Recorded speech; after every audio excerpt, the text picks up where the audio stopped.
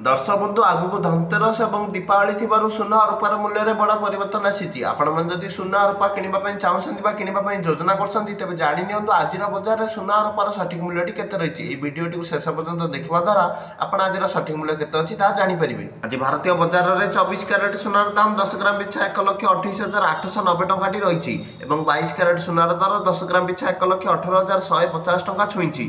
आज राजधानी भुवनेश्वर में 24 क्यारेट सुनार मूल्य 10 ग्राम पिछा 1,28,890 टंका होता बेले 22 क्यारेट सुनार दाम 10 ग्राम पिछा 1,18,150 टंका पहुंची।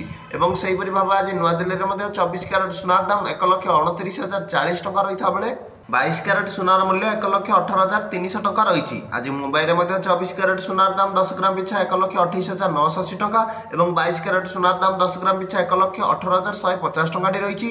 आज चेन्नई में 24 क्यारेट सुना 1,29,380 टंका होता बेले 22 क्यारेट सुनार मूल्य 1,18,600 टंका रही। आज कलिकतार में ठीक से भाव 24 क्यारेट सुना 1,28,890 और 22 क्यारेट सुनार दाम 1,17,950 टंका रही। एवं रूपा मूल्य किलो पिछा 1,90,000 टंका होती। आज सुना रूपार सठिक मूल्य सुना रूपार दाम बढ़ी। वीडियो टी लाइक और चैनल टी सब्सक्राइब कर दिंतु।